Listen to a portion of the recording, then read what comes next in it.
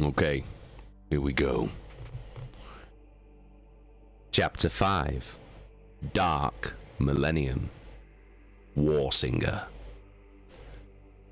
Loken had not set foot on the Strategium for some time, the construction of the Lupercal's court rendering it largely without function. In any case, an unspoken order had filtered down from the lodge members that Torghadan and Loken were no longer to stand alongside the War Master and act as the Legion's conscience. The isolated Strategium platform was suspended above the industrious hubbub of the vessel's bridge, and Loken leaned over the rail to watch the senior crew of the Vengeful Spirit going about the business of destroying Istvan extremists. Warriors of the Death Guard and Emperor's children were already in the theater of war, and the enemies of the War Master would even now be dying. The thought of not being there to share the danger galled Loken, and he wished he could be on that barren rock with his battle brothers, especially since Torghadan had told him that Saul Tarvitz was down there.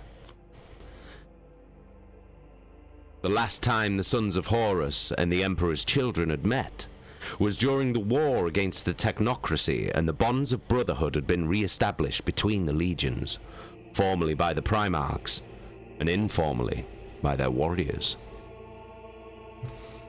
He missed the times he had stood in the presence of his fellow warriors when the talk had been of campaigns past and yet to come. The shared camaraderie of brotherhood was a comfort that was only realized once it was stripped away. He smiled wryly to himself, whispering, "I even miss your tales of better days, Yakton." Loken turned away from the bridge below and unfolded the piece of paper he had discovered inside the dust jacket of the Chronicles of Ursh. Once again he read the words hurriedly written in Kirill Sindermann's distinctive spidery scrawl on the ragged pages of a notebook. "Even the War Master may not deserve your trust. Look for the temple. It will be somewhere that was once the essence of the crusade." Remembering Sindermann's words as he had been forced from the training halls by Malagurst, Loken sought out the book from the burnt-out stacks of Archive Chamber 3. Much of the archive was still in ruins from the fire that had gutted the chamber and put Euphrates Keeler in a coma. Servitors and menials had attempted to save as many books as they could, and even though Loken was no reader, he was saddened by the loss of such a valuable repository of knowledge. He had located the Chronicles of Ursh with the barest minimum of effort, as if the book had been specifically placed for him to find. Opening the cover, he realized that it had indeed been left there for him, as Sindermann's note slipped from its pages. Loken wasn't sure exactly what he was looking for, and the idea of a temple aboard the Vengeful Spirit seemed laughable. But Sindermann had been deadly serious when he had implored Loken to seek out the book and his note. It will be somewhere that was once the essence of the crusade.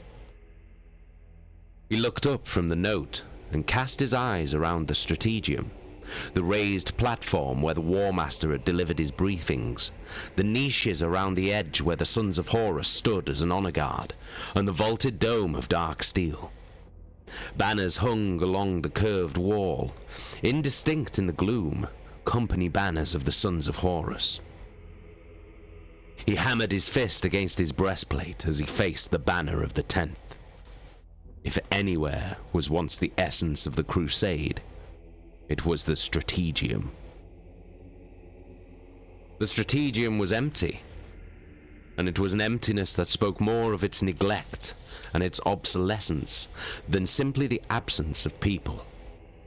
It had been abandoned, and the ideals once hammered out there had been abandoned too, replaced with something else, something dark.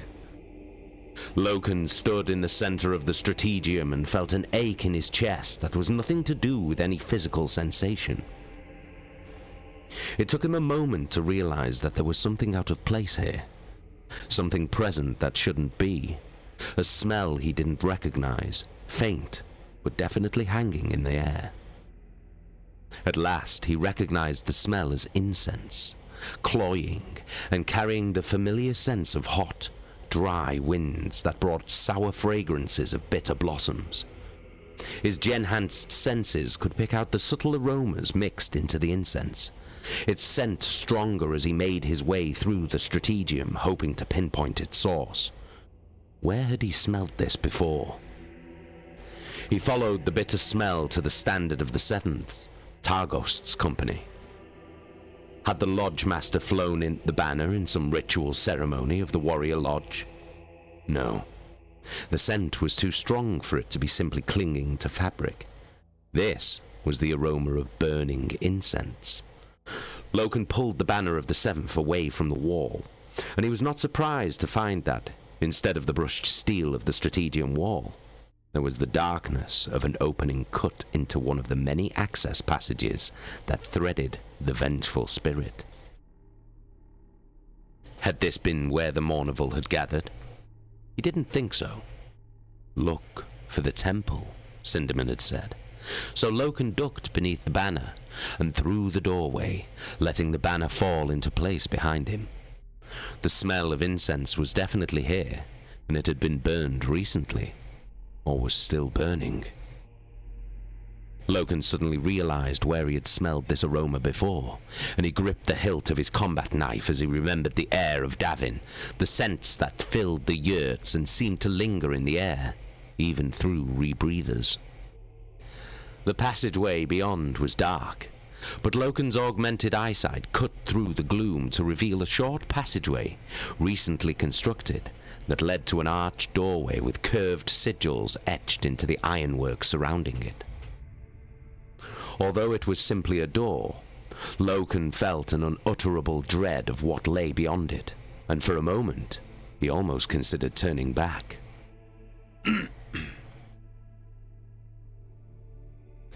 He shook off such a cowardly notion and made his way forwards, feeling his unease grow with every step he took. The door was closed, a stylized skull mounted at eye level, and Loken felt uncomfortable even acknowledging that it was there, let alone looking at it. Something of its brutal form whispered to the killer in him, telling him of the joy of spilling blood and the relish to be taken in slaughter. Loken tore his eyes from the leering skull and drew his knife, fighting the urge to plunge it into the flesh of anyone waiting behind the door.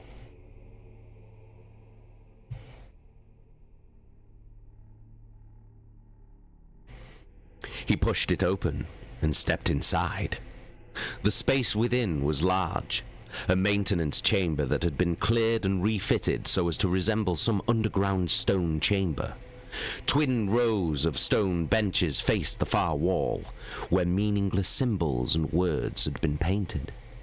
Blank-eyed skulls hung from the ceiling, staring and grinning with bared teeth. They swayed gently as Loken passed them, thin tendrils of smoke rising from their eye sockets. A low wooden table stood against the far wall. A shallow bowl carved into its surface contained flaky dark detritus that he could smell was dried blood. A thick book lay beside the depression. Was this a temple? He remembered the bottles and glass flasks that had been scattered around the water fane beneath the Whisperheads. This place and the fane on 6319 looked different, but they felt the same. He heard a sudden rustle on the air, like whispers in his ear, and he spun around, his knife whipping out in front of him. He was alone, yet the sense of someone whispering in his ear had been so real that he would have sworn on his life that another person had been standing right beside him. Loken took a breath and did a slow circuit of the room, his knife extended, on the defensive in case the mysterious whisperer revealed himself. Bundles of torn material lay by the benches, and he made his way towards the table. The altar, he realized, upon which lay the book he had noticed earlier.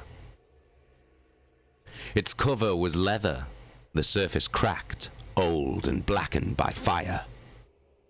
Loken bent down to examine the book, flipping open the cover with the tip of his knife. The words written there were composed of an angular script, the letters written vertically on the page. "Erebus," he said, as he recognized the script as identical to that tattooed upon the skull of the word-bearer.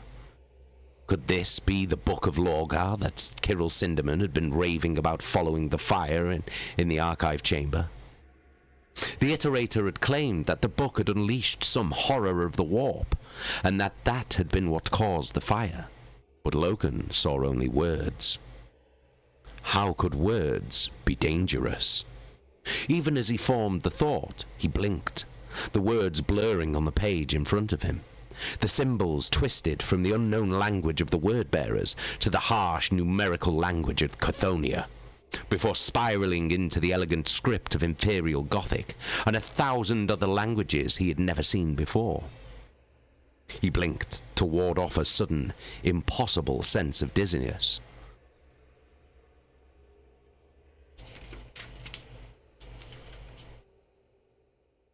"What are you doing here, Loken?"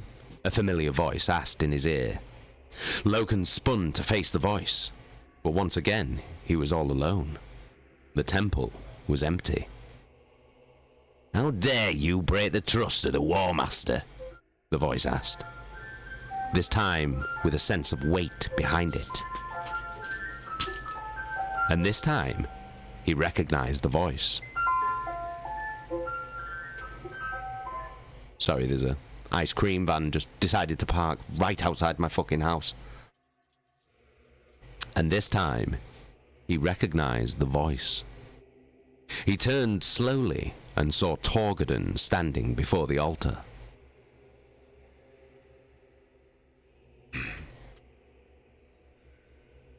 Fucking hell, did you hear how loud that fucking ice cream van was? It's like he's just parked in my arsehole.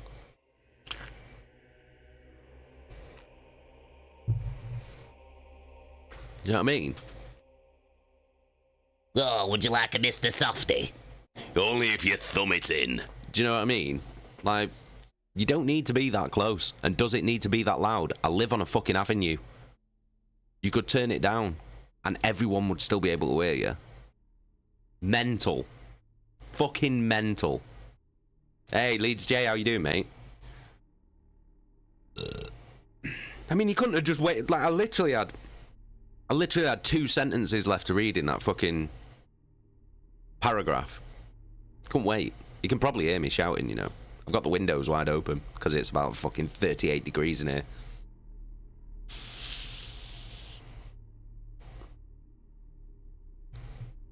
I could eat an ice cream right now, though. I can't, though. I'm on a fucking diet. I can't eat an ice cream. I'm not allowed! I'm not allowed an ice cream! Do you know what I mean?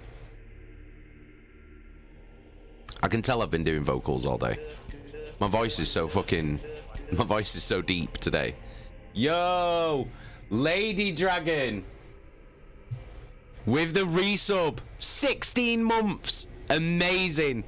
That's fucking wild. Thank you so much. Thank you so much. Cheers, Lady Dragon. Really appreciate that. Fucking hell. Awesome. Thank you. Right. Hang on 1 minute.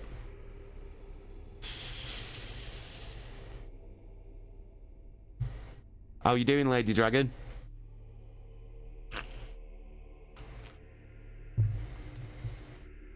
Martin, you're getting old, matey. I am getting old. That's why I have to go on a diet. Because my incredible metabolism that kept me svelte until I was 30 has all but abandoned me. And now I'm expanding in all directions like a fucking supermassive black hole. Do you know what I mean? But it's just like tits and ass and fucking belly. So I'm on the old diet now, aren't I? I'm getting Space Marine shape. basically just eating meat. No. Just all protein.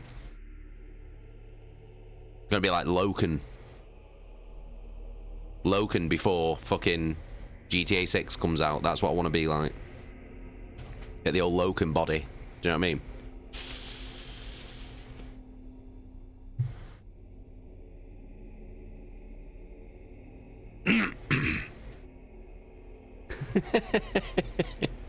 Hey, Megan's back. You're right. Leeds J, how old are you now, Jace? I'm 38. 38. Getting there now. I'm literally middle-aged now. Crazy. I'm in the middle of my age. Terror Trooper. Anyway, I always need a sub for the Slam Church.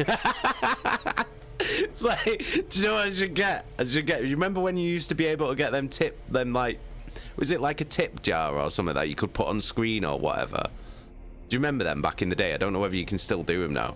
You should get one of them, but it's like one of them plates that they have in the church. Oh, look at that. Oh, look at that. Look at that. Look at my little halo. Do you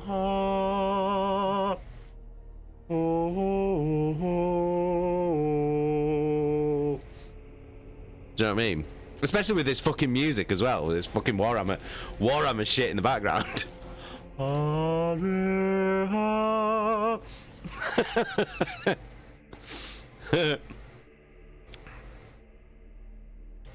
Megan99 doing good. Had a phone call to say I've got an interview on Tuesday. Yo, that's sick. Well done. Eggy, missed my resub, you hoon. Did I? Oh, piss. Eggy. 19 months. Cheers, brother. I missed that. I did miss that. When was that?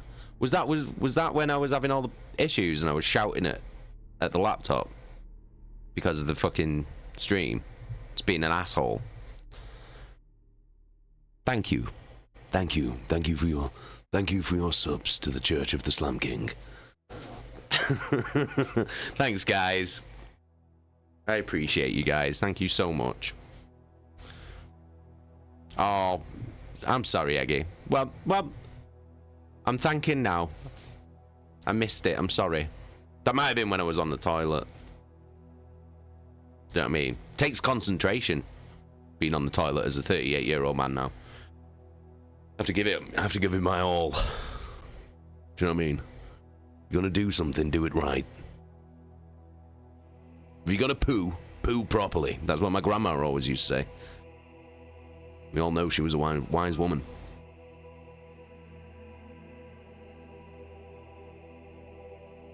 Cats. Subs to this church have been going longer than most relationships. Panty Snatcher 60. That is a colourful name. Welcome to the channel. Thank you for the follow. Massive love. Appreciate you. Welcome. We're currently reading chapter 5 of Galaxy in Flames. Welcome. Right, okay. Let's continue. Down! Yelled Tarvitz as gunfire streaked above him, stitching monochrome explosions along the barren rock of Istvan Extremis. Squad Fulgarion, with me! All squads to position and wait for the go! Tarvitz ran, knowing that Sergeant Fulgarion's squad would be on his heels as he made for the cover of the closest crater. A web of criss-crossing tracer fire streaked the air before the monitoring station the Istvanians had set up on Istvan Extremis. A tall, organ-like structure of towers, domes, and antennae. Anchored on the barren rock surface by massive docking claws, the station was dusted in a powdery residue of ice crystals and particulate matter. The Istvan system's sun was little more than a cold disk peeking above the horizon, lining everything in a harsh blue light. Automatic gun ports spat fire at the advancing Emperor's children, more than 200 Astartes converging in a classic assault pattern to storm the massive blast doors of the station's eastern entrance. Istvan Extremis had little atmosphere to speak of and was lethally cold. Only the sealed armor of the Space Marines made a ground assault possible. Tarvitz slid into the crater, turret fire ripping up chunks of grey rock around him. Sergeant Fulgarion and his warriors, shields held high to shelter them from the fire, hit the ground to either side of him. Veterans only truly at home in the thick of the hardest fighting, Fulgarion and his squad had fought together for years, and Tarvitz knew that he had some of the Legion's best warriors with him. "They were ready for us then?" asked Fulgarion. "They must have known that we would return to restore compliance," said Tarvitz. "Who knows how long they've been waiting for us to come back?" Tarvitz glanced over the lip of the crater, spotting purple armored forms fanning out in front of the gates to take up their allotted positions. That was how the Emperor's children fought, maneuvering into position to execute perfectly coordinated strikes, squads moving across a battle zone like pieces on a chessboard. "Captain Garrow of the Death Guard reports that he is in position," said Eidolon's voice over the Voxnet. "Show them what war really is." The Death Guard had been assigned the task of taking the western approach to the station, and Tarvitz smiled as he imagined his old friend Garrow marching his men grimly towards the guns, winning through relentless determination rather than any finesse of tactics. Each to their own, he thought as he drew his broadsword. Such blunt tactics were not the way of the Emperor's children, for war was not simply about killing. It was art. "Tarvitz and Fulgarion in position," he reported. "All units ready."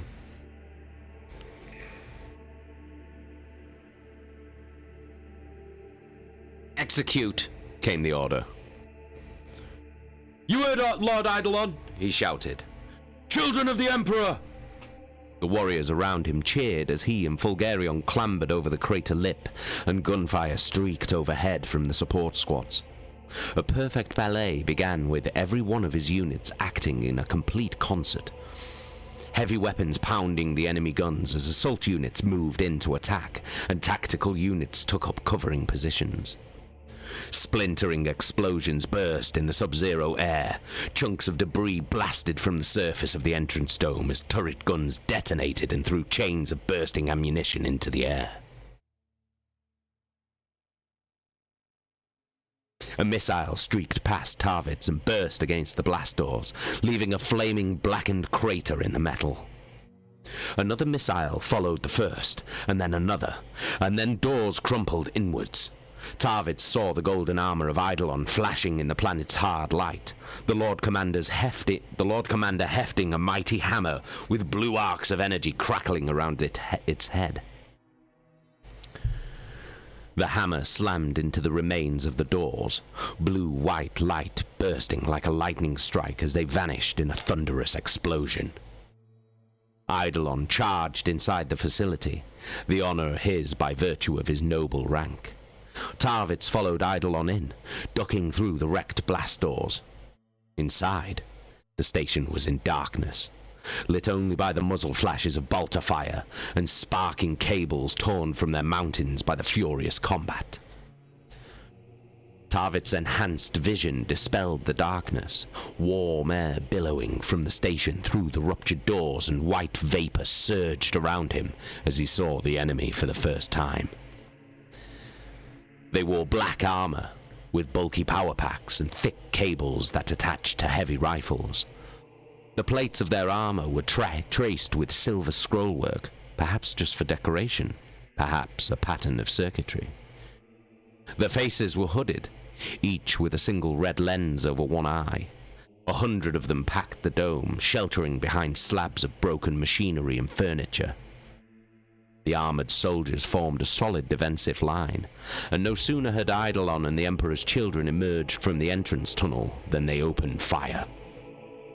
Rapid-firing bolts of ruby laser fire spat out from the Istvanian troops, filling the dome with horizontal red rain. Tarvitz took a trio of shots, one to his chest, one to his greaves, and another cracking against his helmet, filling his senses with a burst of static. Fulgarion was ahead of him, wading through the lasfire that battered his shield. Eidolon surged forwards in the center of the line, and his hammer bludgeoned Istvanians to death with each lethal swing. A body flew through the air, its torso a crushed ruin, and its limbs scattered by the shock of the hammer's impact. The weight of enemy fire faltered, and the Emperor's children charged. Overlapping fields of bolter fire shredding the Istvanians' cover as close combat specialists crashed through the gaps to kill with gory sweeps of chainswords. Tarvit's bolt pistol snapped shots at the darting black figures, catching one in the throat and spinning him round.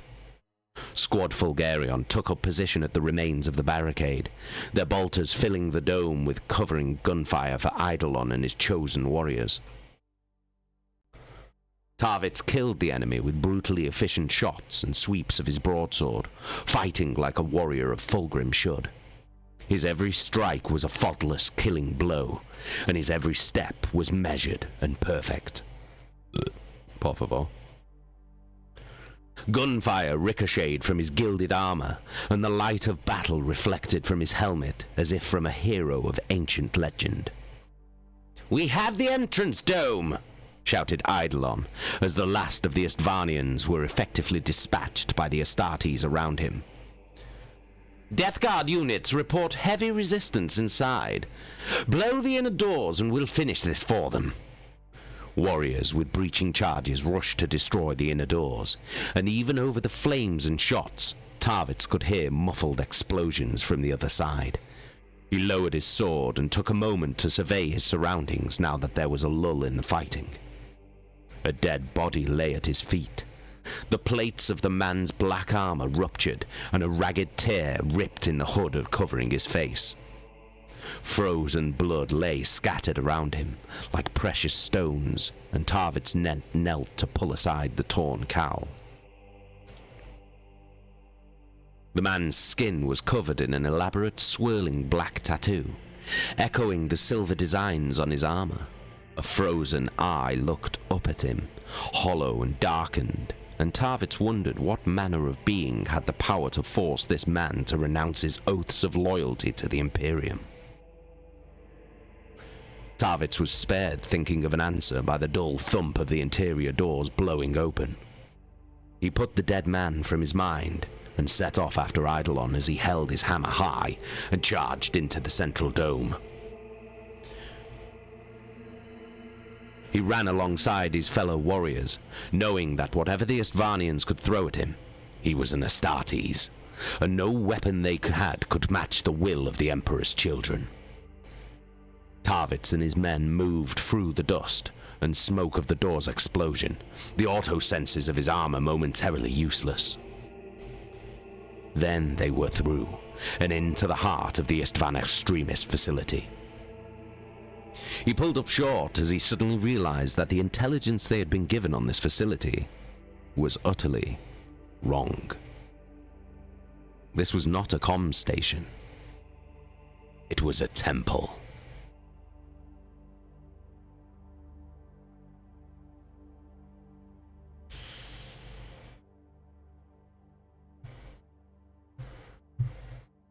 Oh shit.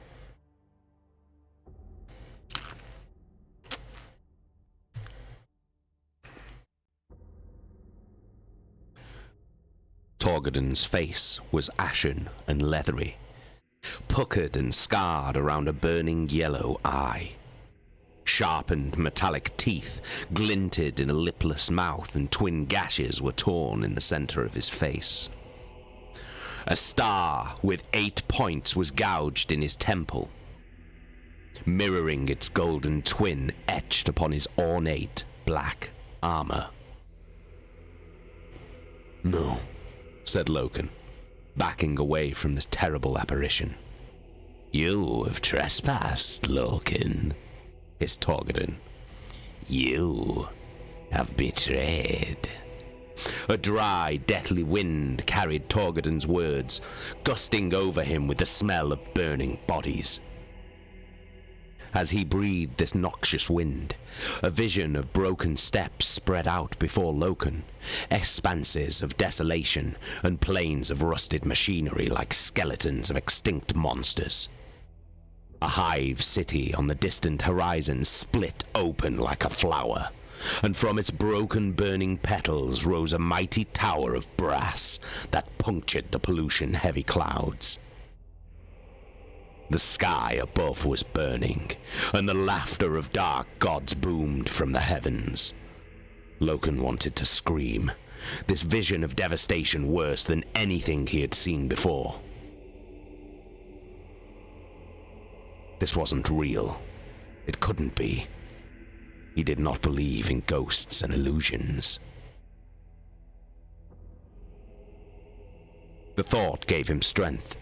He wrenched his mind away from the dying world, and suddenly he was soaring through the galaxy, tumbling between the stars. He saw them destroyed, bleeding, glowing plumes of stellar matter into the void. A baleful mass of red stars glowered above him, staring like a great and terrible eye of flame.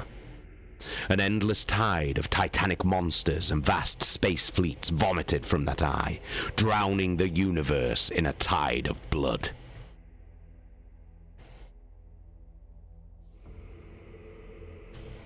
A sea of burning flames spat and leapt from the blood, consuming all in its path, leaving black, barren wasteland in its wake. Was this a vision of some lunatic's hell? A dimension of destruction and chaos where sinners went when they died? Loken forced himself to remember the lurid descriptions from the Chronicles of Ursh, the outlandish scenes described by inventions of dark faith. "No," said the voice of Torgadon.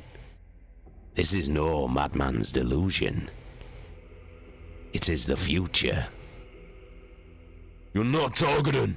shouted Loken, shaking the whispering voice from his head.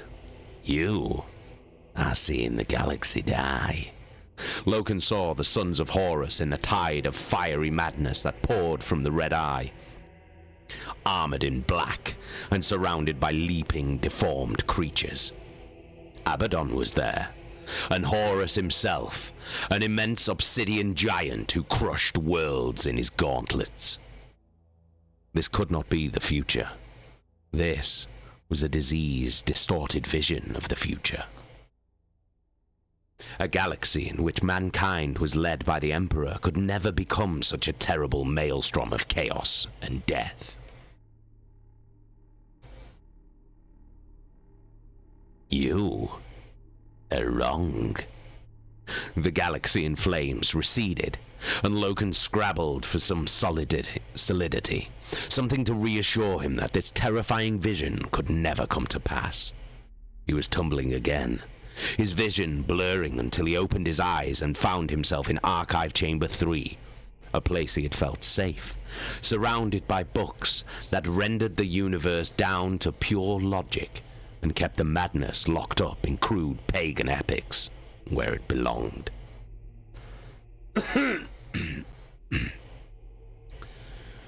But something was wrong. The books were burning around him, this purest of knowledge being systematically destroyed to keep the masses ignorant of their truths.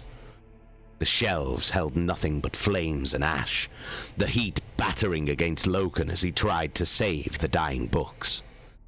His hands blistered and blackened as he fought to save the wisdom of ancient times, the flesh peeling back from his bones. The music of the spheres, the mechanisms of reality, invisible and all around. Loken could see it where the flames burned through, the endless churning mass of the warp at the heart of everything, and the eyes of dark forces seething with malevolence. Grotesque creatures cavorted obscenely amongst heaps of corpses, horned heads and braying, goat-like faces twisted by the mindless artifice of the warp. Bloated monsters, their bodies heaving with maggots and filth, devoured dead stars as a brass-clad giant bellowed an endless war cry from its throne of skulls, and soulless magicians sacrificed billions in a silver city built of lies. Loken fought to tear his sight from this madness. Remembering the words he had thrown in Horus Aximan's face at the Delphos gate, he screamed them aloud once more. I will not bow to any Thane or acknowledge any spirit. I own only the empirical clarity of the imperial truth. In an instant, the walls of the dark temple slammed back into place around him, the air thick with incense, and he gasped for breath. Loken's heart pumped wildly and his head spun, sick with the effort of casting out what he had seen. This was not fear. This was anger. Those who came to this fane were selling out the entire human race to dark forces that lurked unseen in the depths of the warp. Were these the same forces that had infected Xavier Jubal? The same forces that had nearly killed Sindaman in the ship's archive?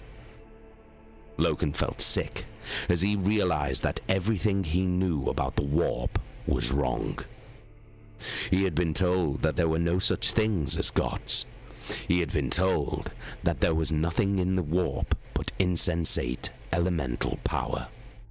He had been told that the galaxy was too sterile for melodrama. Everything he had been told was a lie. Feeding on the strength his anger gave him, Loken lurched towards the altar and slammed the ancient book closed, snapping the brass hasp over the lock. Even shut, he could feel the terrible purpose locked within its pages. The idea that a book could have some sort of power would have sounded ludicrous to Loken only a few months ago. But he could not doubt the evidence of his own senses, despite the incredible, terrifying, unimaginable things he had seen and heard. He gathered up the book, and clutching it under one arm, turned and made his way from the fane. He closed the door, and eased past the banner of the Sevenths, emerging once more into the secluded darkness of the Strategium. Sindaman had been right. Loken was hearing the music of the spheres, and it was a terrible sound that spoke of corruption, blood, and the death of the universe. Loken knew with utter certainty that it was up to him to silence it. God damn.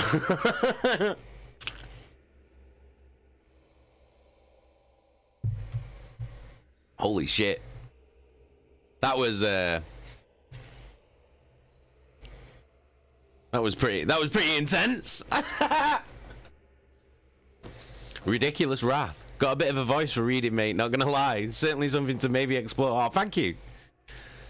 Cheers. Thanks. Oh my god. That was wild. What are we saying in the chat? I've not finished the chapter yet. That was pretty fucking intense. Hey, Helly, how you doing? Helly, just seen a guy sat at the bus stop outside Reddish Lane, Asda, literally deep-throating a pineapple stick. Yep, that sounds about right. That literally sounds about right. That's my Asda, that. That's actually my Asda. That's the Asda that I always go to. It's right across the road from my house. Sounds about right. Helly, I'm concerned, but not concerned enough. He was showing that stick of pineapple a real good time. Was he not chewing it? Was he just sucking it? Was he actually just sucking it like an ice pop? Jesus Christ, that's well funny.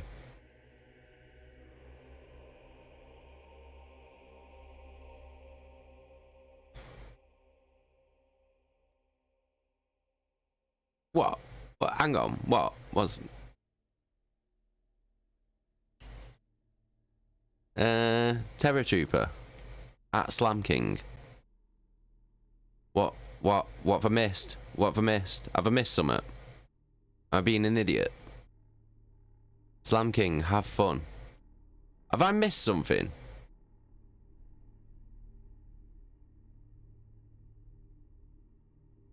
Have I missed something? Hang on. Oh, can't go. Can't go back. I can't go back far enough. What have I missed?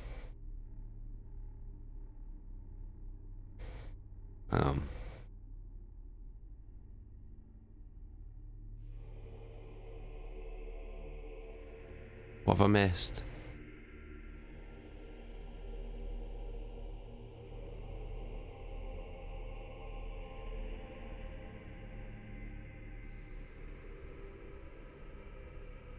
Have I missed something, or am I just being an idiot?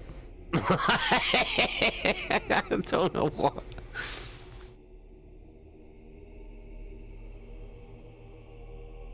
That whole bit. Oh, it's the bot. Terror Troopers refit. Right, yeah. I am an idiot. I am an idiot. I'm a total idiot. Why is it coming up as me? Well, it should say Queechy Bot. Why is he not saying Queechy Bot? That's well annoying. I swear he used to say Queechy Bot, didn't he?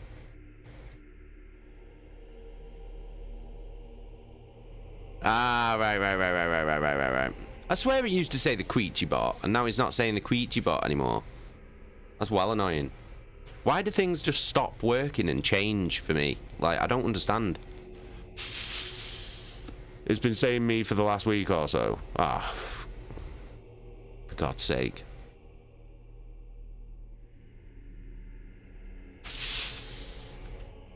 I'll put it on the list for things to do tomorrow. Including the war cry sound alert. Bloody hell. Oh, nearly went back into my reading voice then. The interior of the Istvan Extremis facility was dominated by a wide stepped pyramid. Its huge stone blocks fashioned from a material that clearly had no place on such a world. Each block came from some other building, many of them still bearing architectural carvings, sections or friezes, gargoyles, or even statues jutting crazily from the structure. Istvanian soldiers swarmed around the base of the pyramid, fighting in desperate close-quarters battle with the steel-armored figures of the Death Guard. The battle had no shape, the art of war having given way to the grinding brutality of simple killing. Tarvit's gaze was drawn from the slaughter to the very top of the pyramid, where a bright light spun and twisted around a half-glimpsed figure surrounded by keening harmonics. "Attack!" bellowed Eidolon, charging forwards as the tip of the spear, assault units the killing edges around him. Tarvitz forgot about the strange figure and followed the Lord Commander, driving Eidolon forwards by covering him and holding off enemies who tried to surround him. More Emperor's children stormed into the dome and the battle at the base of the pyramid.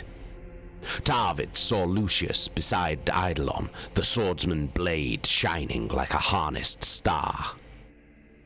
It was typical that Lucius would be at the front, demonstrating that he would rise swiftly through the ranks and take his place alongside Eidolon as the Legion's best.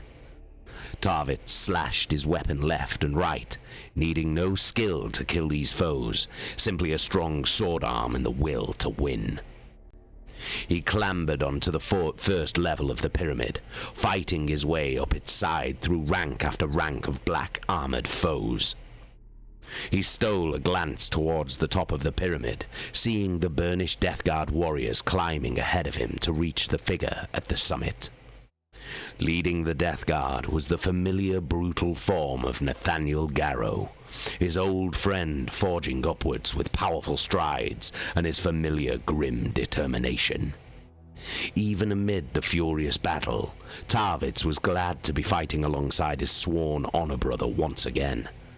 Garrow forced his way towards the top of the pyramid, aiming his charge towards the glowing figure that commanded the battlefield. Long hair whipped around it, and as sheets of lightning arced upwards, Tarvitz saw that it was a woman, her sweeping silk robes lashing like the tendrils of some undersea creature. Even above the chaos of battle, he could hear her voice, and it was singing. The force of the music lifted her from the pyramid, suspending her above the pinnacle on a song of pure force. Hundreds of harmonies wound impossibly over one another, screeching notes smashing together as they ripped from her unnatural throat. Stones flew from the pyramid's summit, spiraling towards the dome's ceiling as her song broke apart the warp and weft of reality. As Tarvitz watched, a single discordant note rose to the surface in a tremendous crescendo, and an explosion blew out a huge chunk of the pyramid, massive blocks of stone tumbling in the currents of light. The pyramid shuddered, and stones crashed down amongst the Emperor's children, crushing some and knocking many more from its side. Tarvitz fought to keep his balance as portions of the pyramid collapsed in a rumbling landslide of splintered stone and rubble. The armored body of a death guard slithered down the slope towards a sheer drop in the falling masonry, and Tarvitz saw that it was the bloodied form of Garrow. He scrambled across the disintegrating pyramid and leapt towards the drop, catching hold of the warrior's armor and dragging him towards firmer ground. Tarvitz pulled Garrow away from the fighting, seeing that his friend was badly wounded. One leg was severed at mid-thigh, and portions of his chest and upper arm were crushed. Frozen, coagulated blood swelled like blown glass around his injuries, and shards of stone jutted from his abdomen. "Tarvitz," growled Garrow, his anger greater than pain. "It's a war singer. Don't listen." "Hold on, brother," said Tarvitz. "I'll be back for you." "Just kill it," spat Garrow. Tarvitz looked up, seeing the war singer closer as she drifted towards the Emperor's children. Her face was serene, and her arms were open as if to welcome them. Her eyes closed as she drew the terrible song from her. Yet more blocks of stone were lifting from the pyramid around the Emperor's children. Tarvitz saw one warrior, Captain Odovacar, the bearer of the Legion banner, dragged from his feet and into the air by the war singer's chorus. His armor jerked as if torn at by invisible fingers, sparking sheets of ceramite peeling back as the war singer's power took it apart. Odovacar came apart with it, his helmet ripping free and trailing glittering streamers of blood and bone as it took his head off. As Odovacar died, Tarvitz was struck by the savage beauty of the song, a song he felt she was singing just for him. Beauty and death were captured in its discordant notes, the wonderful peace that would come if he just gave himself up to it and let the music of oblivion take him. War would end, and violence wouldn't even be a memory. Don't listen to it. Tarvitz snarled, and his bolt pistol kicked in his hand as he fired at the war singer, the sound of the shots drowned by the cacophony. Shells impacted against a sheath of shimmering force around the war singer, blooms of white light exploding around her as they detonated prematurely. More and more of the Astartes, Emperor's children and Death Guard both, were being pulled up into the air and sonically dismembered. And Tarvitz knew they didn't have much time before their cause was lost. The surviving Istvanian soldiers were regrouping, storming up the pyramid after the Astartes. Tarvitz saw Lucius among them, sword slashing black-armored limbs from bodies as they fought to surround him. Lucius could look after himself, and Tarvitz forced himself onwards, struggling to keep his footing amid the chaos of the war singer's wanton destruction. Gold gleamed ahead of him, and he saw Eidolon's armor shining like a beacon in the war singer's light. The Lord Commander bellowed in defiance and pulled himself up the last few levels of the pyramid as Tarvitz climbed to join him. The war singer drew a shining call of light around her, and Eidolon plunged into it, the glare becoming opaque like a shining white shell. Tarvitz's pistol was empty, so he dropped it, taking a two-handed grip on his sword and following his Lord Commander into the light. The deafening shrieks of the warsinger filled his head with deathly unmusic, rising to a crescendo as he penetrated the veil of light. Eidolon was on his knees, his hammer lost and the warsinger hovering over him. Her hands stretched out in front of her as she battered Eidolon with waves of force strong enough to distort the air. Eidolon's armor warped around him, his helmet ripped from his head in a wash of blood, but he was still alive and fighting. Tarvitz charged, screaming, "For the Emperor!" The warsinger saw him and smashed him to the floor with a dismissive flick of her wrist. His helmet cracked with the force of the impact, and for a moment his world was filled with the awful beauty of the warsinger's song. His vision returned in time for him to see Eidolon lunging forwards. His charge had bought Eidolon a momentary distraction, the harmonics of her song redirected for the briefest moment. The briefest moment was all a warrior of the Emperor's children needed. Eidolon's eyes were ablaze, his hatred and revulsion at this foe clear as his mouth opened in a cry of rage. His mouth opened still wider, and he let loose his own screeching howl. Tarvitz rolled onto his back, dropping his sword and clutching his hands to his ears at the dreadful sound. Where the warsinger's song had layered its death in beguiling beauty, there was no such grace in the sonic assault launched by Eidolon. It was simply agonizing, deafening volume. The crippling noise smashed into the warsinger, and suddenly her grace was torn away. She opened her mouth to sing a fresh song of death, but Eidolon's scream turned her cries into a grim dirge. Sounds of mourning and pain layered over one another into a heavy funeral drone as the warsinger dropped to her knees. Eidolon bent and picked up Tarvitz's fallen broadsword, his own terrible scream now silenced. The warsinger writhed in pain, arcing coils of light whipping from her as she lost control of her song.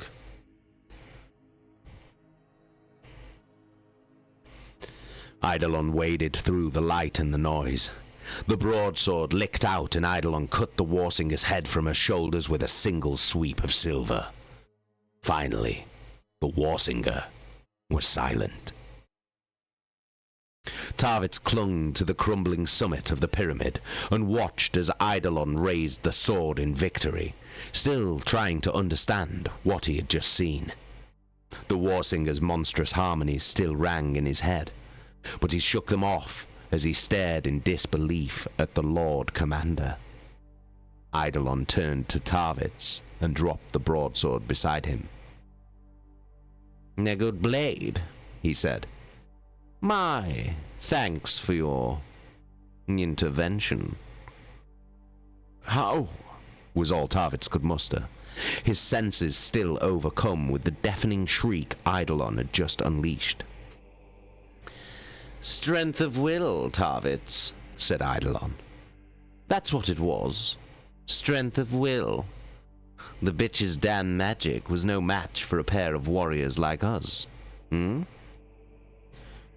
"Suppose not," said Tarvitz, accepting a hand up from Eidolon. The dome was suddenly eerily silent. The Istvanians who still lived were slumped where they had fallen at the warsinger's death, weeping and rocking back and forth like children at the loss of a parent. "I don't understand," he began, as warriors of the Death Guard started securing the dome. "You don't need to understand, Tarvitz," said Eidolon. "We won. That's what matters." But what you did? "What I did was kill our enemies," snapped Eidolon. "Understood?" "Understood," nodded Tarvitz, although he no more understood Eidolon's newfound ability than he did the celestial mechanics of traveling through the warp.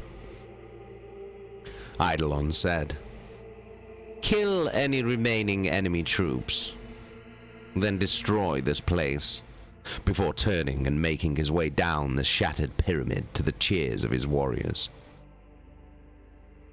Tarvitz retrieved his fallen weapons and watched the aftermath of victory unfolding below him. The Astartes were regrouping, and he made his way back down to where he had left the wounded Gavo. The captain of the Death Guard was sitting propped up against the side of the pyramid, his chest heaving with the effort of breathing, and Tarvitz could see it had taken a supreme effort of will not to let the pain balms of his armor render him unconscious. Tarvitz, you're alive, said Garrow, as he climbed down the last step. Just about, he said. More than can be said for you. This, sneered Garrow. I've had worse than this. You mark my words, lad. I'll be up and teaching you a few new tricks in the training cages again before you know it. Despite the strangeness of the battle and the lives that had been lost, Tarvitz smiled. Good to see you again, Nathaniel, said Tarvitz, leaning down and taking Garrow's proffered hand. It's been too long since we fought together. How's that, my honor brother? Nodded Garrow. But I have a feeling we'll have plenty of opportunities to fight as one before this campaign's over. Now, if you keep letting yourself get injured like this, you need an apothecary. Nonsense, boy.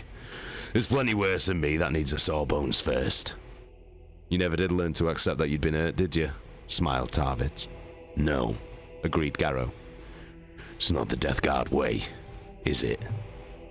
I wouldn't know, said Tarvitz, waving over an Emperor's Children apothecary, despite Garrow's protests. You're too barbarous a legion for me to ever understand. And you're a bunch of pretty boys, more concerned with looking good than getting the job done, said Garrow, rounding off the traditional insults that passed for greetings between them. Both warriors had been through too much in their long friendship and saved each other's lives too many times to allow formality and petty differences between their legions to matter. Garrow jerked his thumb in the direction of the summit. You killed her? No, said Tarvitz. Lord Commander Eidolon did. Eidolon, eh? Mused Garrow. Never did have much time for him. Still, if he managed to bring her down, he's obviously learned a thing or two since I last met him. I think you might be right, said Tarvitz.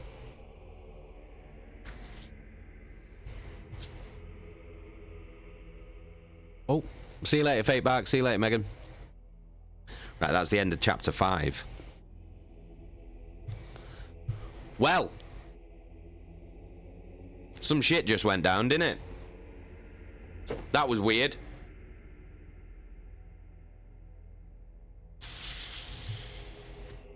Proper weird.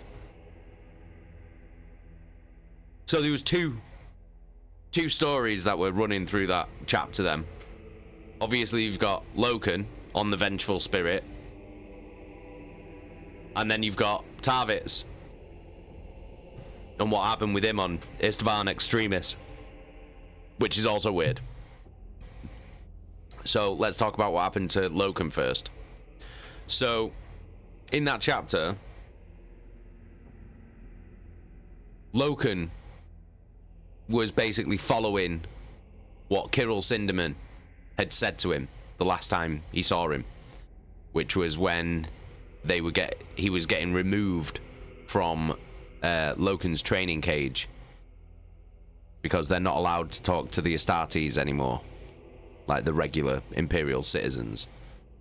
And he said, go to where the essence of the Imperial Crusade is. So he went to the Strategium. So he goes to the Strategium and he can smell incense. So he then follows his nose, basically, and follows the scent to the seventh Legion's banner, lifts the banner up, and behind that banner there's a secret passageway that's been cut into the wall of the ship. He follows that and finds a fucking altar, which is not good. And then He finds a book there and recognizes all the symbols and sigils and marks as exactly what Erebus has tattooed all over his head. But as he looks at the book, the images and the symbols on the book change in front of his very eyes into the language of his homeworld, Chthonic.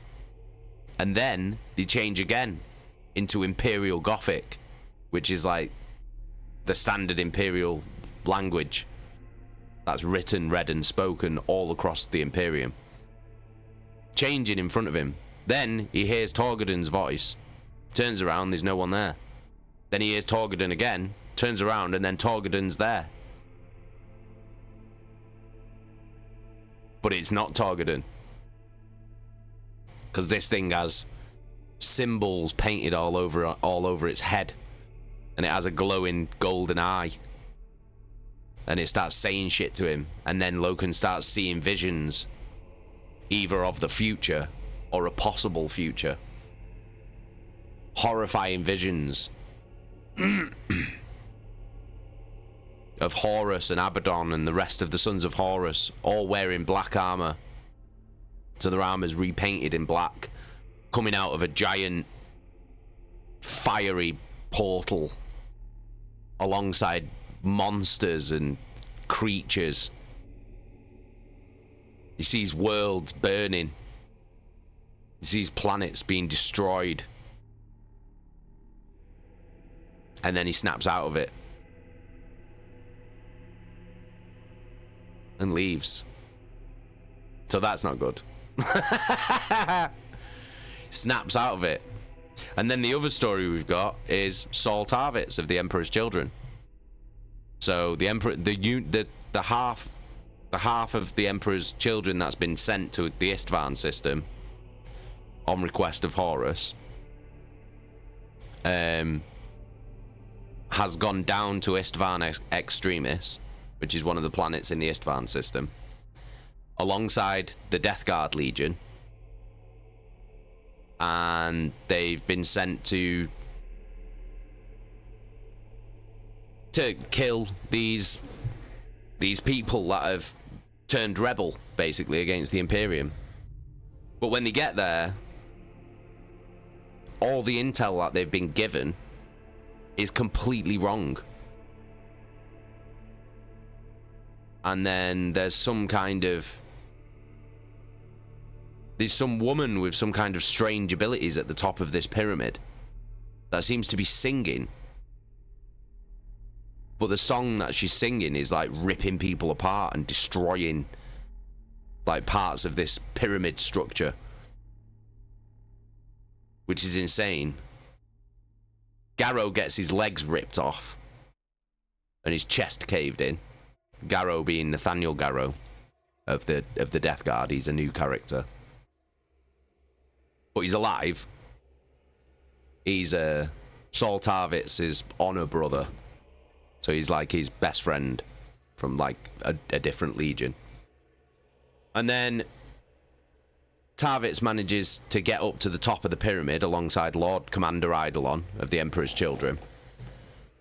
And as he distracts this, what they call the War Singer, Eidolon then does something completely mental, like something that Saul Tarvitz has never ever seen in his life before. And Eidolon lets out a scream that just completely fucks the War Singer up.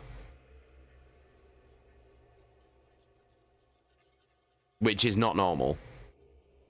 At all. That's not what Space Marines could do. So obviously Saul Tarvitz is like, what the fuck? And then that fucks the War Singer up long enough that Eidolon cuts her head off, kills her. Then Saul Tarvitz tries to question Lord Eidolon about it, gently obviously, because he's a Lord Commander. And Eidolon basically is just like, don't worry about it. Don't worry about it. Just go and kill any survivors of the enemy. So So that's fucking weird as well. Literally weird. Weird as fuck. So, like, fuck knows what's going on there. Mental. So that's where we are at the end of chapter 5. I'll go toilet, get myself some more Pepsi, and we'll get stuck into chapter 6. But let me know in the chat what you guys are thinking about what's going on. Obviously, if you actually know what's going on, don't put any spoilers, because there's a lot of people who watch this stream who have no idea of what this story is or where it goes. So don't put any spoilers. If you do know something, don't spoil it. But people who don't know, let me know what you think is going on. I really, really want to know what you guys think is happening here. Let me know what you think just happened with Loken, and let me know what you think just happened with Salt Tarvitz and Commander Eidolon. Right, I'm just gonna go to the toilet and gonna go and get a drink.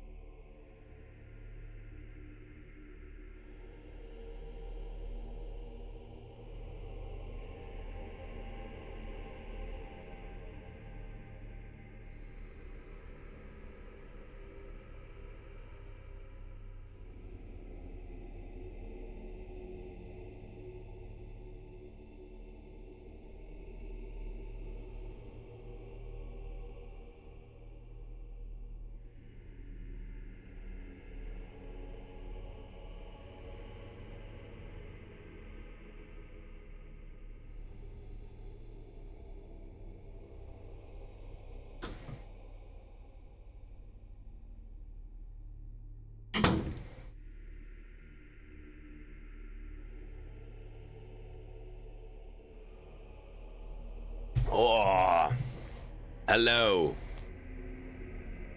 Hello. I have returned.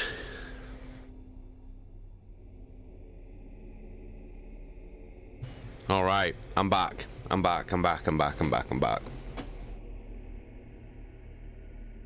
Right, so I guess we'll just move straight into chapter 6 then.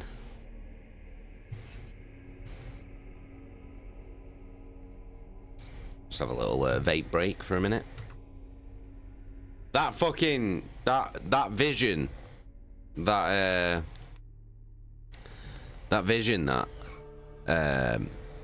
Loken was having when he found that altar was intense as fuck. Oh, that was fucking wild. Ooh, por favor. It was fucking wild, that. It's such a good like the way it's described is so cool. It's fucking amazing.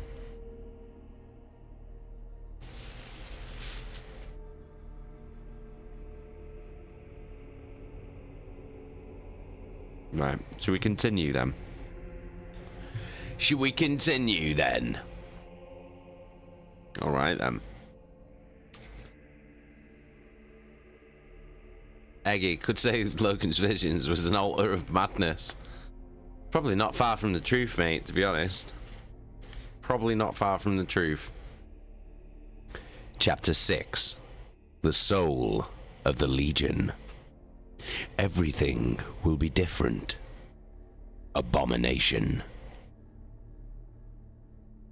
Logan found Abaddon in the observation dome that blistered from the hull of the upper decks of the Vengeful Spirit. The transparent glass looking out onto the barren wasteland of Istvan Extremis. The dome was quiet and dark, a perfect place for reflection and calm, and Abaddon looked out of place, his power and energy like that of a caged beast poised to attack. "Logan," said Abaddon as he walked into the chamber. "You summoned me here." "I did." "Why?" demanded Abaddon.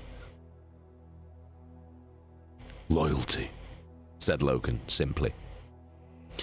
Abaddon snorted. "You don't know the meaning of the word. You have never had it tested." "Like you did on Davin." "Ah," sighed Abaddon. "So, that is what this is about. Don't think to lecture me, Loken.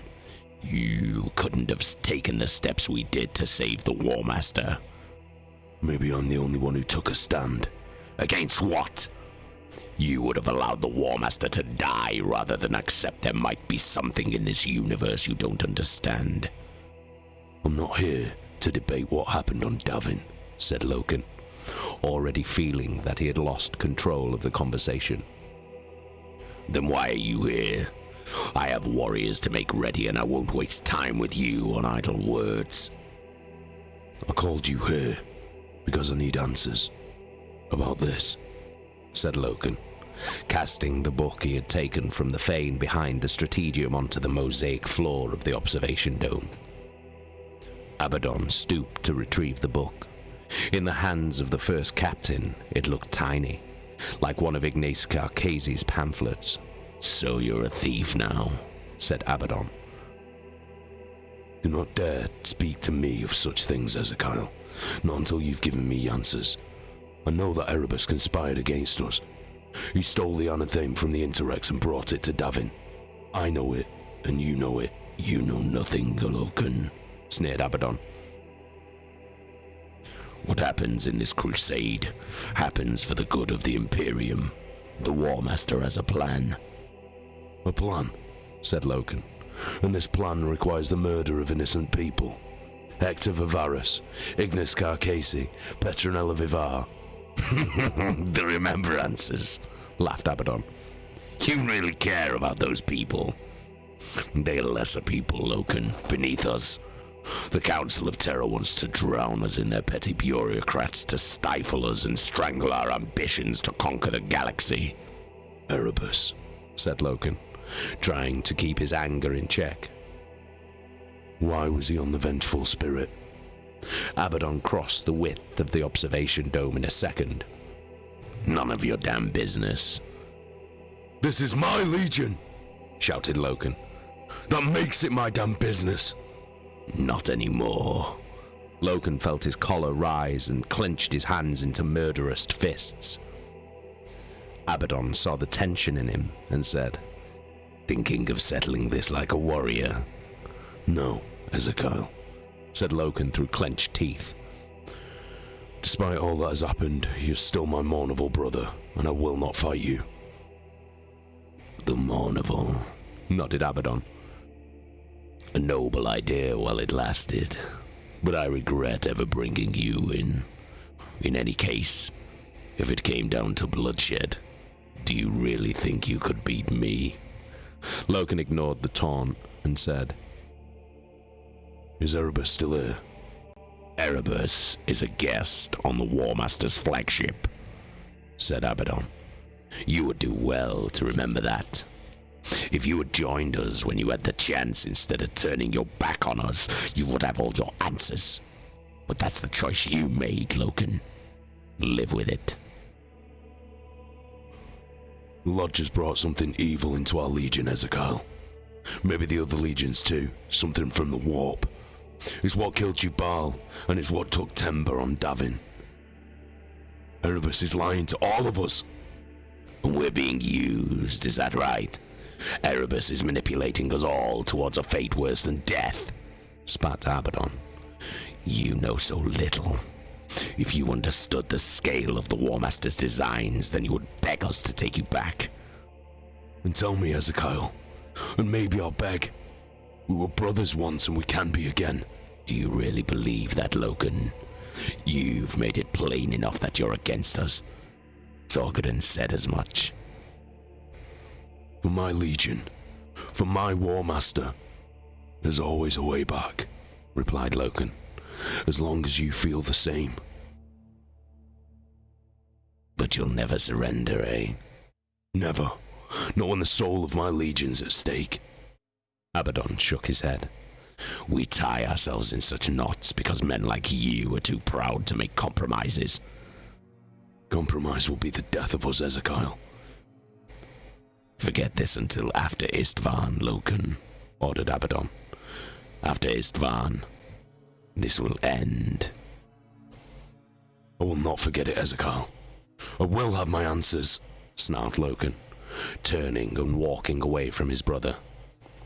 If you fight us, you will lose, promised Abaddon. Maybe, replied Loken. But others will stand against you. Then they will die too.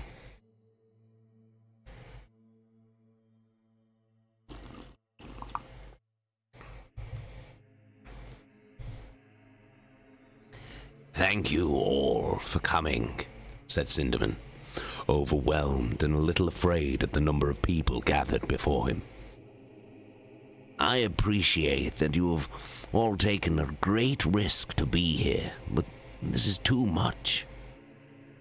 Crammed into a dark maintenance space, filthy with grease and hemmed in by low, hissing pipework, the faithful had come from all over the ship to hear the saint's words, mistakenly believing that she was awake. Amongst the crowd, Sindaman saw the uniforms of Titan crewmen, fleet maintenance workers, medical staff, security personnel, and even a few Imperial Army troopers. Men with guns guarded the entrances to the maintenance space, and their presence served as a stark reminder of the danger they were in just by being here. Such a large gathering was dangerous, too easily noticed, and Sindaman knew that he has to disperse them quickly before they were discovered, and do it in such a way as not to incite a riot. You have escaped notice thus far, thanks to the size of your gatherings. So many cannot avoid notice for long, continued Sindaman. You will no doubt have heard many strange and wonderful things recently, and I hope you will forgive me for putting you all in harm's way. The news of Keela's rescue had spread quickly through the ship. It had been whispered amongst the grime-covered ratings. It had been communicated through the Remembrancer Order with the rapidity of an epidemic, and it had reached the ears of even the lowliest member of the expedition. Embellishments and wild rumor followed in the wake of the news, and tales abounded of the saint and her miraculous powers. Incredible stories of bullets turned aside, and of visions the Emperor speaking directly to her in order to show his people the way. "What of the saint?" asked a voice from the crowd. "We want to see her." Sindaman held up a hand and said, "The saint is fortunate to be alive. She is well, but she still sleeps. Some of you have heard that she is awake, and that she has spoken, but regrettably, this is not the case." A disappointed buzz sped throughout the crowd, angry at Sindaman's denial of what many of them desperately wanted to believe. Sinderman was reminded of the speeches he had given on newly compliant worlds, where he had used his iterator's wiles to extol the virtues of the imperial truth. Now, he had to use those same skills to give these people hope. The saint still sleeps, it's true. But for one brief, shining moment, she arose from her slumbers to save my life. I saw her eyes open, and I know that when we need her, she will come back to us. Until then, we must walk warily, for there are those in the fleet who would destroy us for our beliefs. The very fact that we must meet in secret and rely on armed guards to keep us safe is a reminder that Malagurst himself regularly sends troops to break up the meetings of the Litigio Divinatus. People have been killed, and their blood is on the hands of the Astartes. Ignis Carcasi, Emperor rest his soul, knew the dangers of an unchecked Astartes before any of us realized their hands were around our throats. Once, I could not believe in such things as saints. I trained myself to accept only logic and science, and to cast aside religion as superstition. Magic, miracles were impossible, simply the invention of ignorant people struggling to understand their world. It took the sacrifice of the saint to show me how arrogant I was. I saw how the Emperor protects, but she has shown me that there is so much more than that. For if the Emperor protects his faithful, who protects the Emperor? Sinderman let the question hang. We must, said Titus Cassar, pushing his way towards the front of the crowd and turning to address them. Sinderman had placed Cassar in the crowd with specific instructions on when to speak, a basic ploy of the iterators to reinforce their message. See you later, cats. Big love. Cheers for hanging out. We must protect the Emperor, for there is no one else, said Cassar. The Moderati looked back at Sinderman. But we must stay alive in order to do so. Is that not right, Iterator? Yes, said Sinderman. The faith that this congregation has displayed has caused such fear in the higher echelons of the fleet that they are trying to destroy us. The Emperor has an enemy here. Of that, I am sure. We must survive, and we must stand against that enemy when it finally reveals itself. Worried and angry murmurings spread through the crowd as the deadly nature of the threat sank in. My faithful friends, said Sinderman, the dangers we face are great, but the saint is with us, and she needs shelter. Shelter we can best achieve alone. But watch for the signs, and be safe. Spread the word of her safety. Cassar moved through the congregation, instructing them to return to their posts. Reassured by Sinderman's words, they gradually began to disperse. As he watched them go, Sinderman wondered how many of them would live through the coming days. Alright, Jeski's fella, big love. Cheers for hanging out, mate.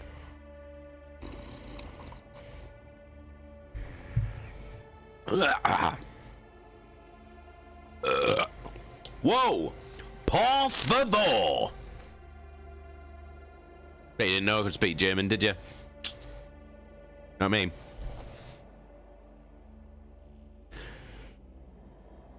The gallery of swords ran the length of the Andronius, like the ship's gilded spine. Its roof was transparent, and the space beneath was lit by the fire of distant stars.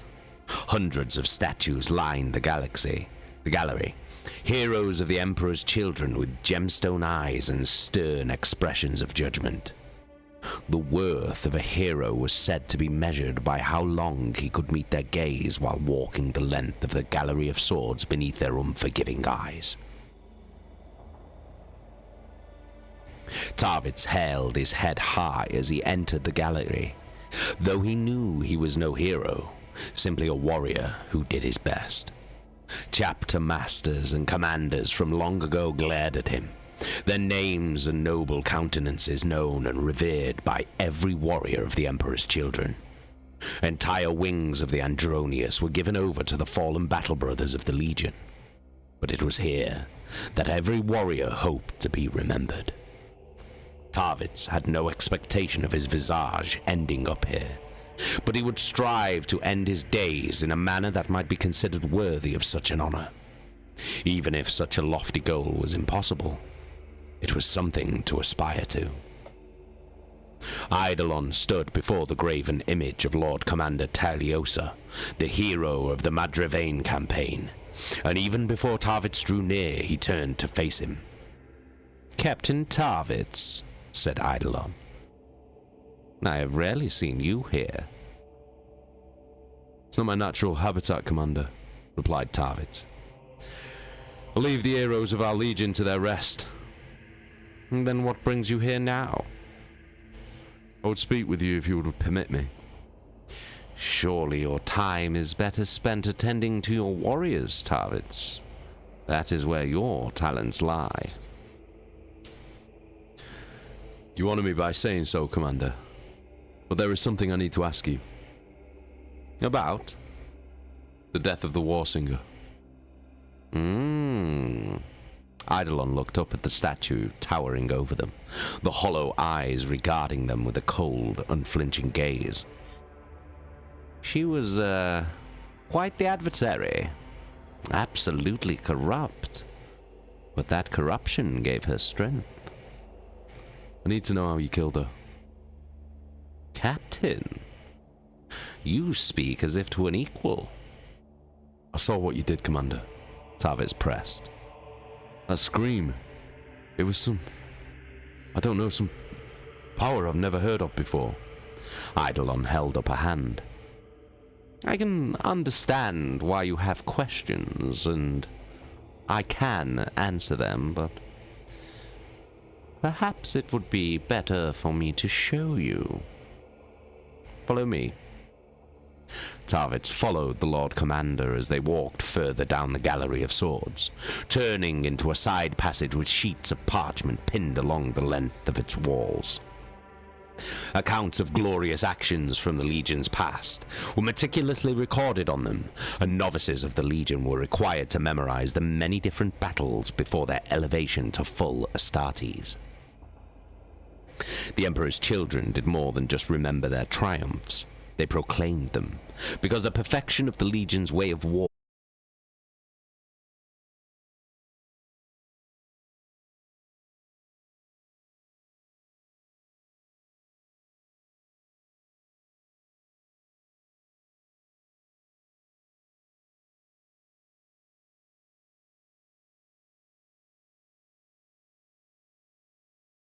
Fight. Explain. Our heroes lead from the front. The rest of the Legion is inspired to follow their example. They can do this because the Legion fights with such artistry that they are not rendered vulnerable by fighting at the fore. Eidolon smiled.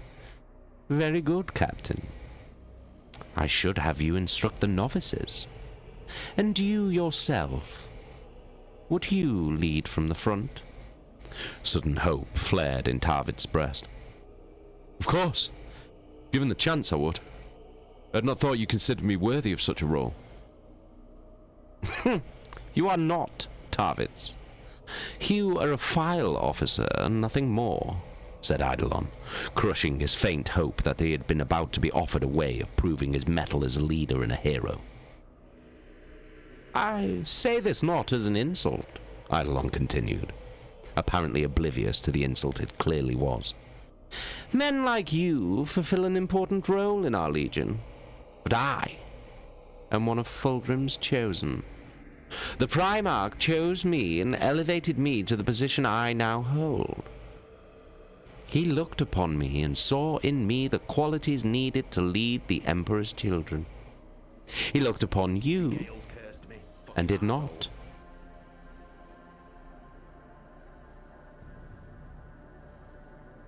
Because of this, I understand the responsibilities that come with being Fulgrim's chosen in a way that you cannot, Captain Tarvitz.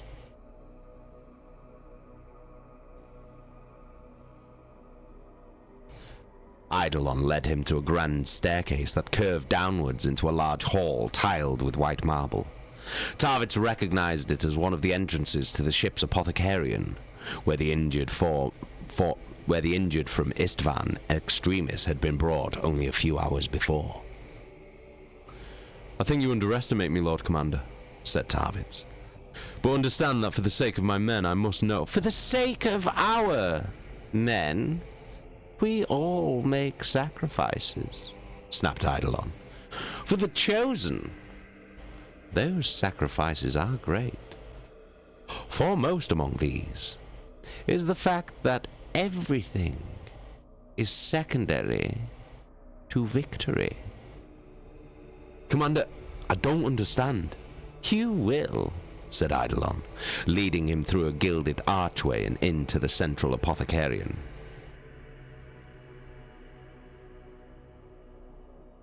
Have a little break.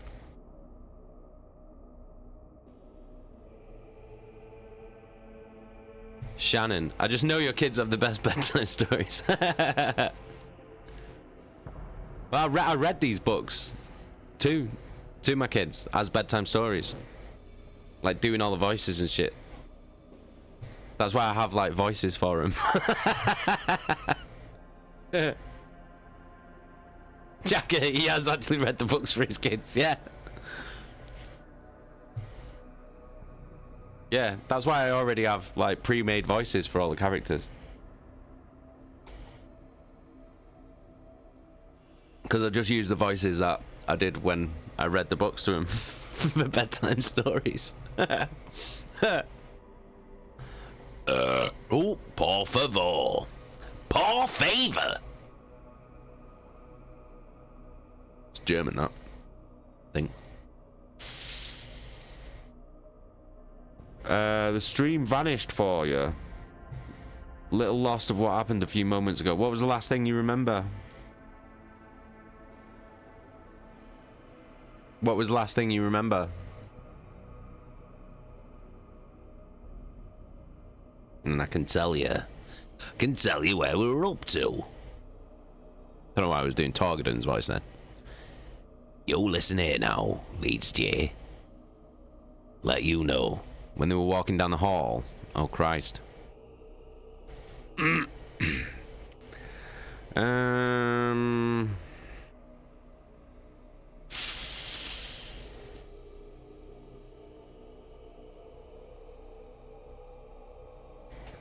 was it where... Well, basically what was said was Eidolon basically, like, Tarvitz was asking how he did what he did with the screen. And Eidolon was just like, sometimes sacrifices have to be made and everything is secondary to victory. And he's like, yeah, but how did you do it? And he's just like, you're talking to me as if you're my equal, basically. And he was like, do you think you... he said to... Eidolon said to Tarvitz that Fulgrim looked upon me. He goes, Fulgrim looked upon me and saw a leader of the Emperor's children. He looked upon you and did not.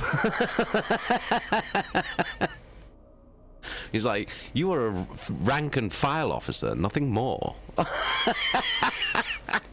There's basically shit all over Tarvitz.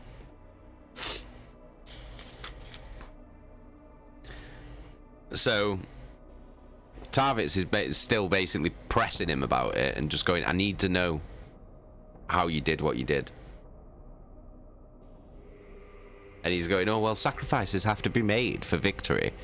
And then Tarvitz is saying, well, I don't understand. I don't understand what you mean. And then he said, well, you will follow me. And now he's took him into the Apothecarion, which is like the medical bay. So it seems that he's been augmented with something. If he's saying, oh, you'll see. It's sort of like, well, why are you taking him to the Apothecarion? To show it, because that's where the medics are, basically the doctors of the Legion would be the apothecaries. So he's taking him there and saying, oh, I'll show you how I did it. So it sounds like he's been augmented in some way by the Legion's apothecaries. That's what it seems like.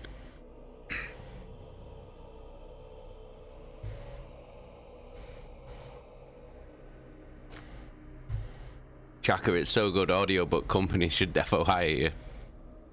I think I'd be able to do it better with an audiobook. Because obviously when I'm reading it live, sometimes I stumble over certain words because of the way that I'm reading it. Because I'm reading like a sentence ahead with my eyes. If you know what I mean. So I'm like reading. What I'm reading and what I'm saying are different at the same time. So I'm saying what I've read while I'm reading the line ahead of what I'm actually saying. Which is why sometimes I stumble over it. Because otherwise I won't know. I won't know what voices to do and stuff. Do you know what I mean? And I won't know the cadence with how to... the cadence and the delivery of the line. Do you know what I mean? So I have to read it in this way because I'm reading it live. So sometimes it's a bit difficult. Like sometimes I'll like stumble over a word or say the wrong word, if you know what I mean.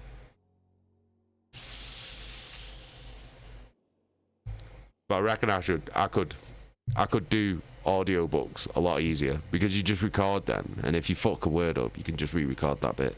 Do you know what I mean? Whereas this is a little bit trickier because I'm literally doing it as and when. I'm doing it live.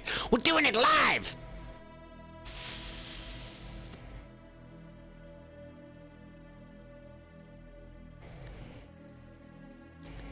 The book?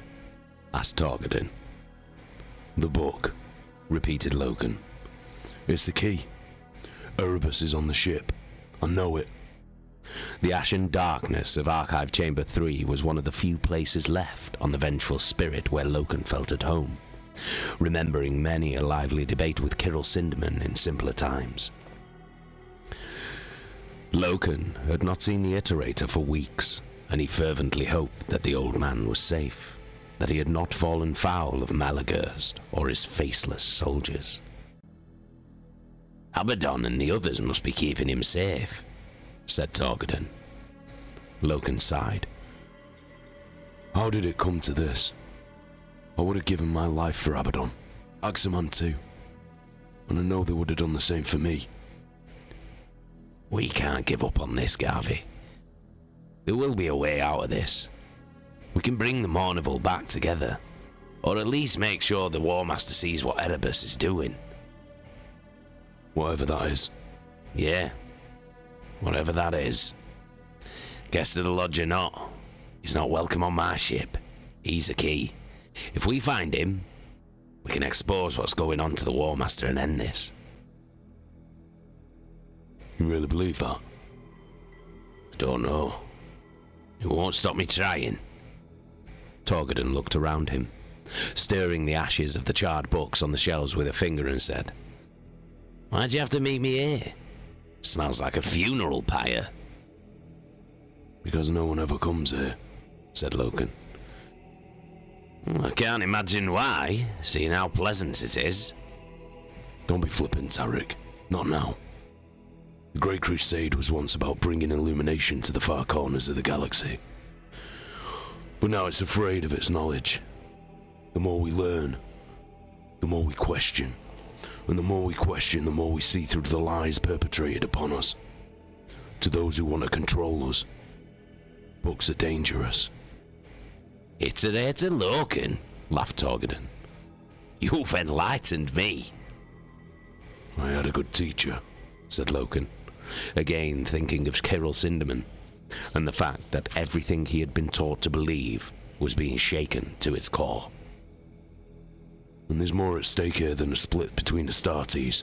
It's philosophy, ideology, religion even, everything. Kirill taught me that this kind of blind obedience is what led to the Age of Strife. We've crossed the galaxy to bring peace and illumination, but the cause of our downfall could be right here amongst us. Torgadon leaned over and put a hand on his friend's shoulder. Listen, we're about to go into the battle on Isvan 3, and the word from the Death Guard is that the enemy is led by some kind of psychic monsters that can kill with a scream. They're not the enemy because they read the wrong books or anything like that. They're the enemy because the War Master tells us they are. Forget about all this for a while. Go, fight. I'll put some perspective on things. Do you even know if we'll be headed down there? Oh, War Master's picked the squads for the spear tip. We're in it. Looks like as if we'll be in charge and all. Really? After all that's happened?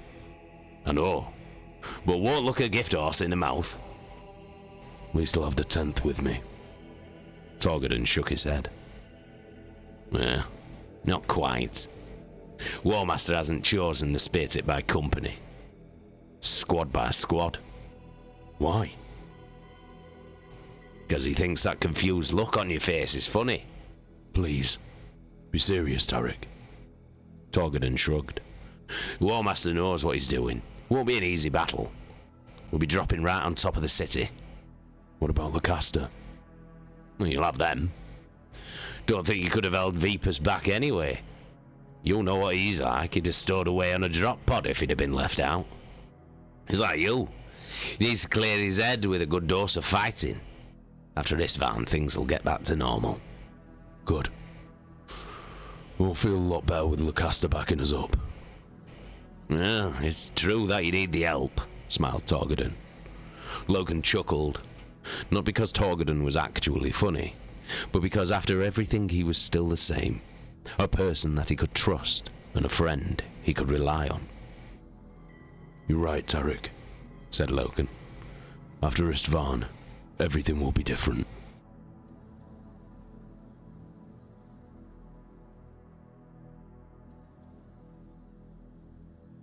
She Carnage, how you doing? You alright? welcome. We're currently reading Chapter 6 of Galaxy in Flames.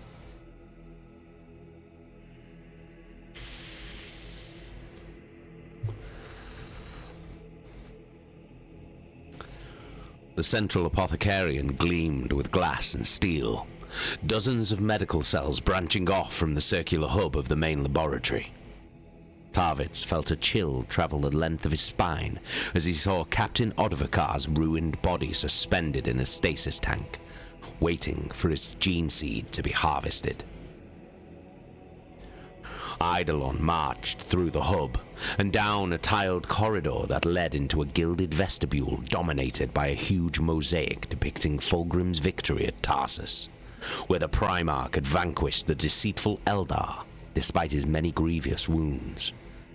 Eidolon reached up and pressed one of the enameled chips that formed Fulgrim's belt, standing back as the mosaic arced upwards, revealing a glowing passageway and a winding spiral staircase beyond. Eidolon strode down the passageway, indicating that Tarvitz should follow him. The lack of ornamentation was a contrast to the rest of the Andronius, and Tarvitz saw a cold blue glow emanating from whatever lay below as he made his way down the stairs. As they reached the end of their descent, Eidolon turned to him and said, "This, Captain Tarvitz, is your answer." The blue light shone from a dozen ceiling-high translucent cylinders that stood against the sides of the room, Each was filled with liquid with indistinct shapes suspended in them, some roughly humanoid, some more like collections of organs or body parts. The rest of the room was taken up by gleaming laboratory benches covered in equipment, some with purposes he couldn't even begin to guess at. He moved from tank to tank, repulsed as he saw that some were full of monstrously bloated flesh that was barely contained by the glass. What is this?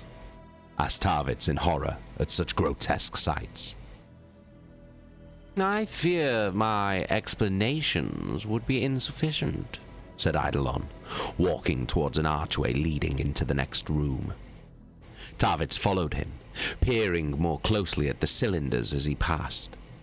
One contained an Astartes-sized body, but not a corpse.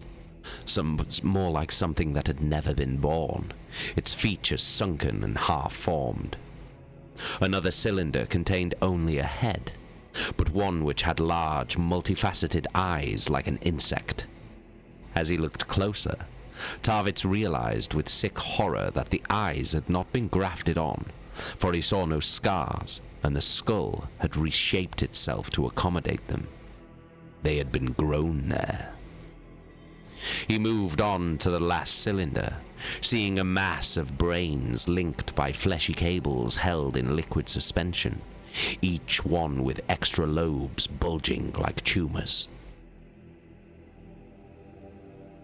Tarvitz felt a profound chill coming from the next room, its walls lined with refrigerated metal cabinets. He briefly wondered what was in them, but decided he didn't want to know as his imagination conjured all manner of deformities and mutations.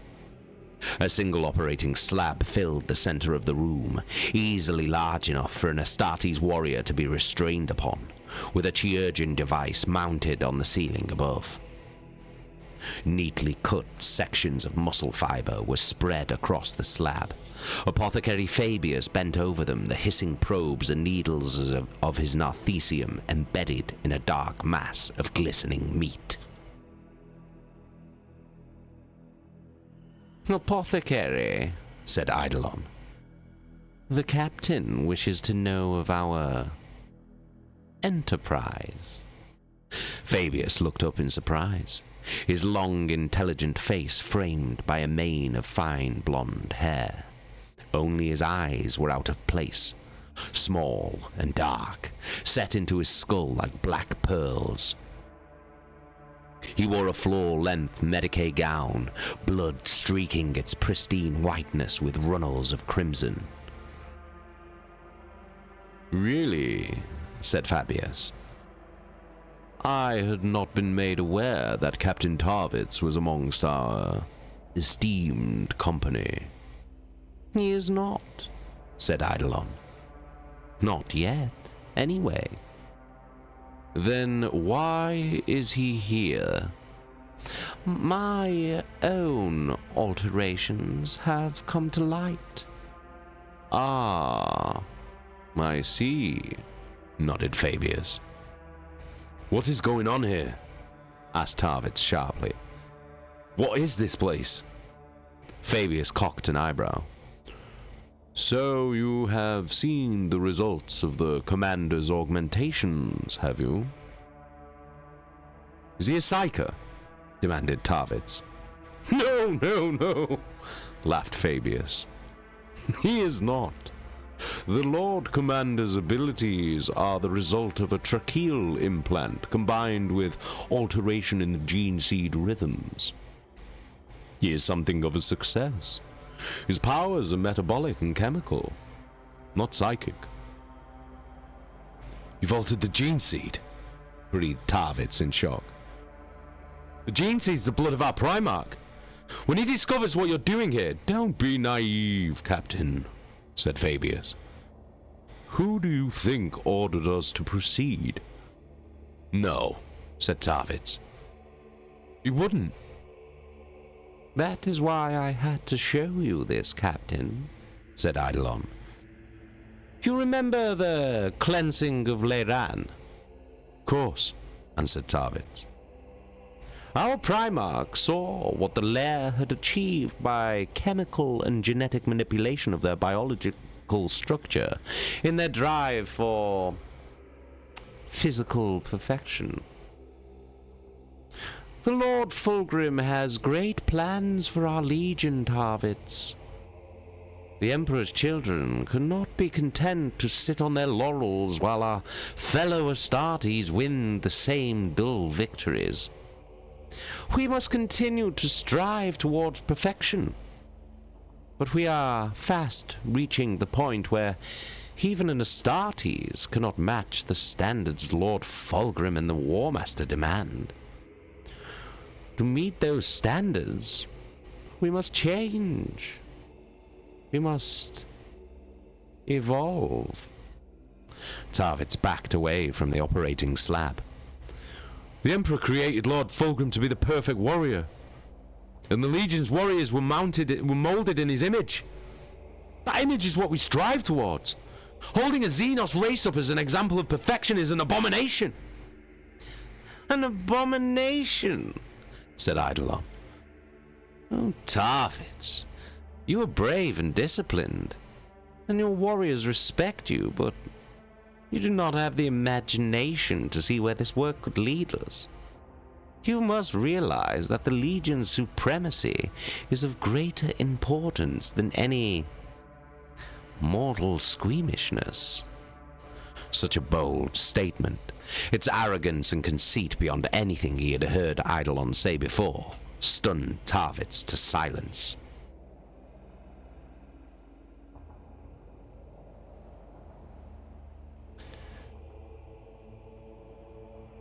But for your unlikely presence at the death of the Warsinger, you would have never been granted this chance, Tarvitz, said Eidolon.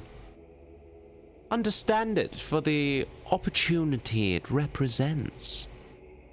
Tarvitz looked up at the Lord Commander sharply. What do you mean? Now you know what we are attempting. Perhaps you are ready to become a part of this Legion's future, instead of simply one of its line officers.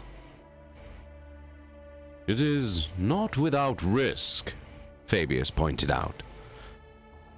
But I could work such wonders upon your flesh. I can make you more than you are. I can bring you closer to perfection. Think of the alternative, said Eidolon. You will fight and die, knowing that you could have been so much more. Tarvitz looked at the two warriors before him, both Fulgrim's chosen, and both exemplars of the Legion's relentless drive towards perfection. He saw then that he was very, very far from perfection as they understood it, but for once welcomed such a failing, if failing it was. No, he said, backing away. this is wrong. Can you not feel it? Very well, said Eidolon. You have made your choice, and it does not surprise me. So be it. You must leave now. But you are ordered not to speak of what you have seen here. Return to your men, Tarvitz. Istvan III will be a tough fight. Yes, Commander, said Tarvitz, relieved beyond measure to be leaving this chamber of horrors. Tarvitz saluted, and all but fled the laboratory, feeling as though the specimens suspended in the tanks were watching him as he went. As he emerged into the brightness of the apothecarian, he could not shake the feeling that he had just been tested. Whether he had passed or failed was another matter entirely.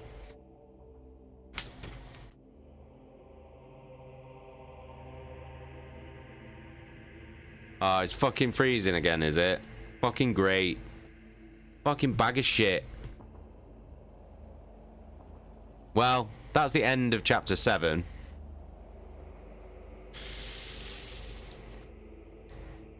Not chapter 7, the end of chapter 6. So...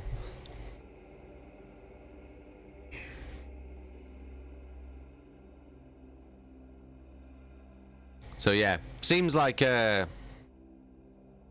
yeah, they are. That is exactly what they're doing. They're, the Emperor's children, or at least Eidolon and definitely Fabius, are doing experiments on Space Marines to augment them in different ways. So obviously there was one that was like, had loads of eyes all over its head, like a fucking spider. There was one that was like just loads of brains.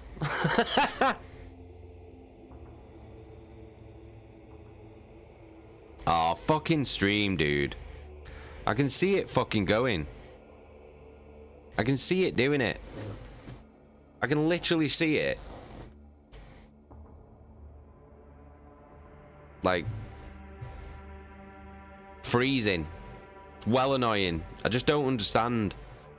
Hopefully it'll be better tomorrow with the things that I've ordered.